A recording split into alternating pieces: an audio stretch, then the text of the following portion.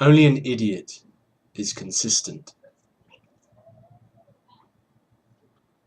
What is consistency? Constancy.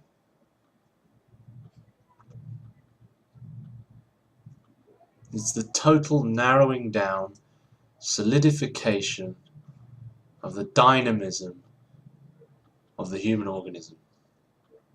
And it's generally to do with ideals.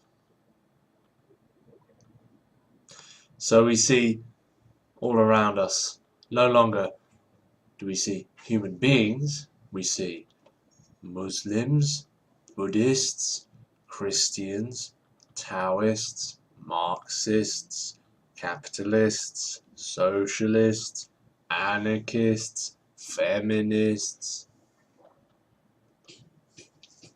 Professions: artists, engineers, doctors.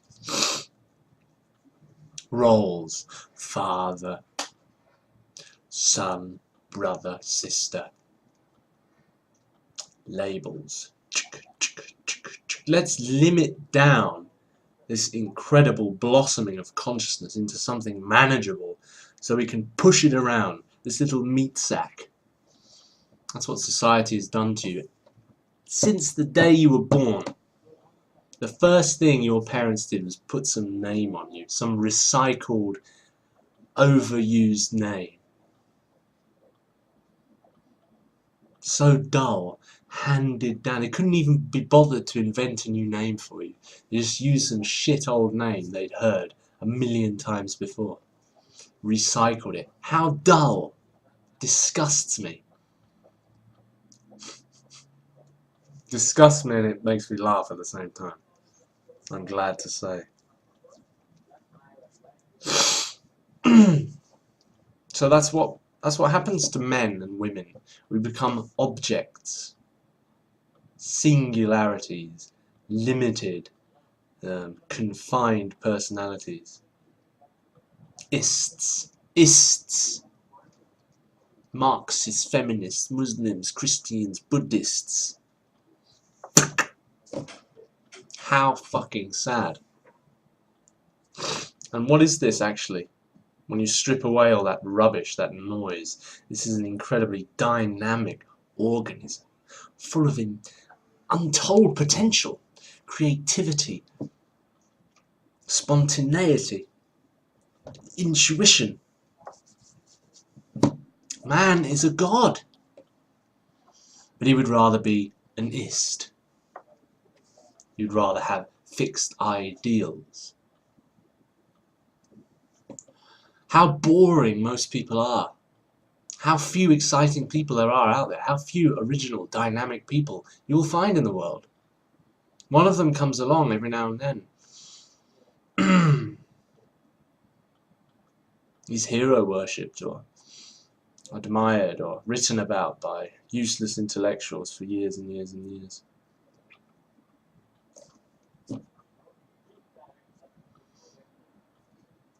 So special. He was a genius. How sad. Sad that we even have the word genius, because it implies that it's so special and rare that none of us are going to be able to taste it. We are all geniuses. That which guided Einstein is within all of us. And it is not accessible through ideals, through imitation, through conformity, through conditioning.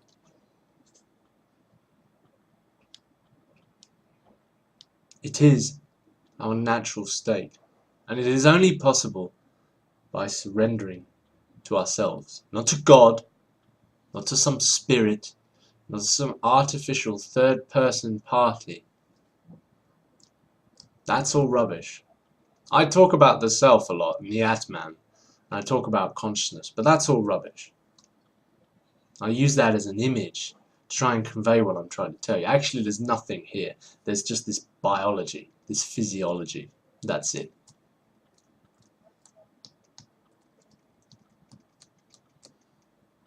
So I agree totally with the atheists and the materialists, actually. But the problem with these atheists and materialists is they're living by ideals again. They're living by the ideal of rejection of faith.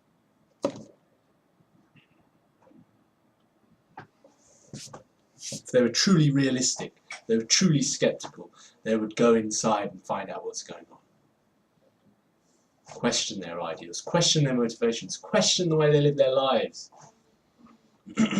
When you do this enough, intensely, with deep inquiry, you realize that what you are is simply functioning organism. That's it. And that organism is here for no reason whatsoever, other than just to experience life. We are a window of the universe so it can see itself. That's it. So what's this body concerned with? Survival. Prolonging this viewing. Prolonging this mirror, this window existence. For no reason whatsoever.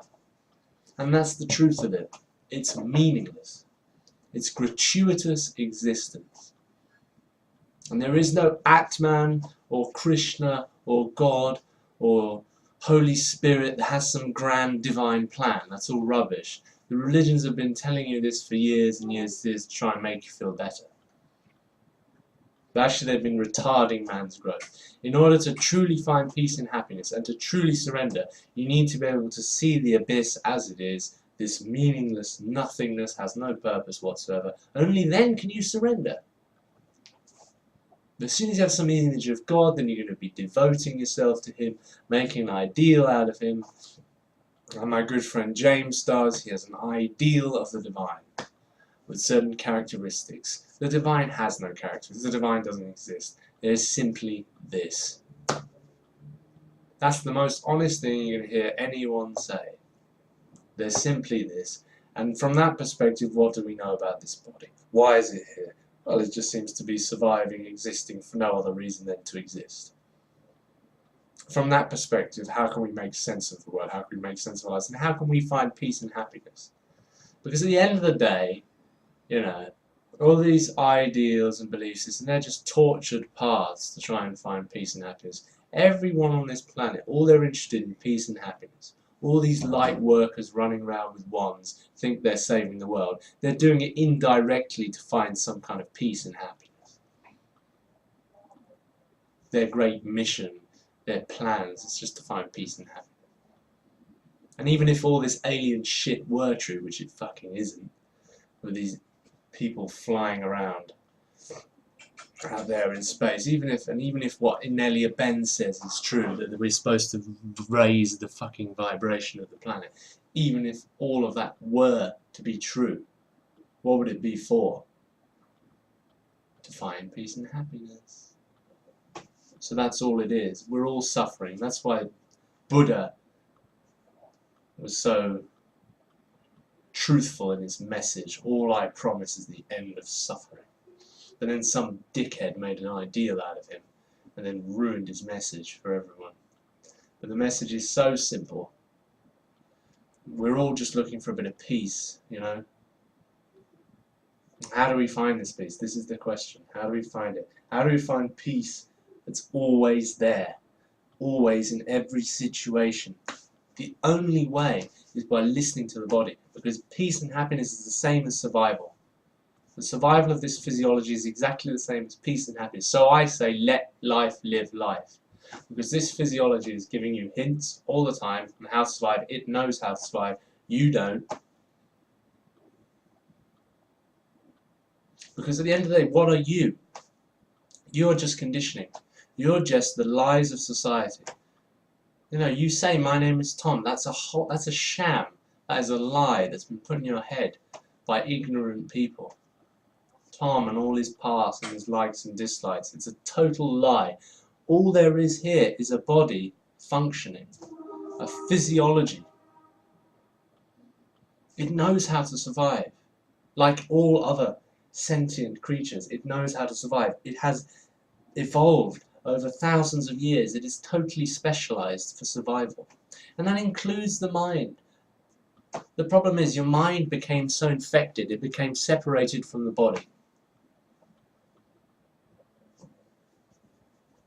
So we have all these people living separate from their bodies in their little world of ideals, little rigid worlds. And the body, meanwhile, can't do its function of survival. Because here we have meaningless survival, which is the reality of the body. It's meaningless, gratuitous survival. It's quite funny in a way. You know, it's part of the cosmic dance of life. And here in the head is all this solid, meaningful, ideal rubbish. Conflict, pain, mind and body. But the mind is part of the body. We've just been told to believe that it's not. But it's part of the body. And the physiology of the mind, in terms of emotions, is exactly the same as the physiology of the body in terms of physical pains. This is the truth that will set you free.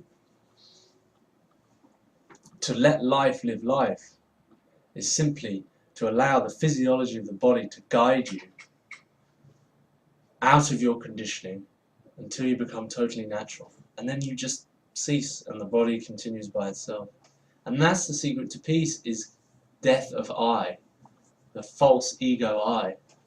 And if you listen to the body will guide you out of that.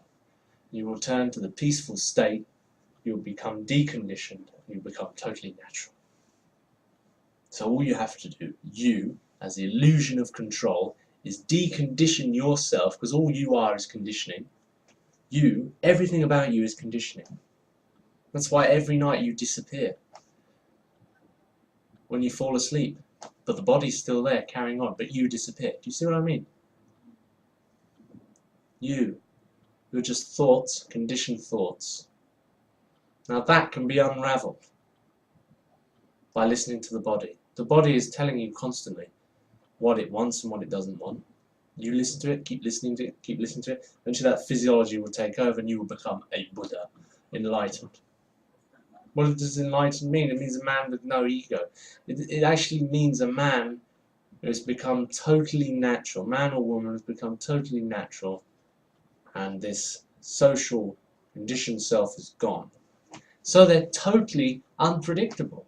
They're no longer an ist. They are the fullest human imaginable, totally natural, fully functioning, perfect, immaculate physiology. Look at animals. We observe animals. We love watching wildlife. They're so graceful in their survival. Imagine how graceful our survival would be if we were to survive as they do. If we were to simply survive in the most natural way. It would be incredible. We are a blossoming of consciousness. If man wants to go forward, he must abandon this desire for mental consistency. He must let go and learn to listen to his body. Because only an idiot is consistent. Because that person has subsumed themselves under an ideology, has sacrificed all their individuality, all their life-given dynamism, and the beauty of their physiology to a stupid, stale ideal. He's copying someone else, and that's it. He's fucked.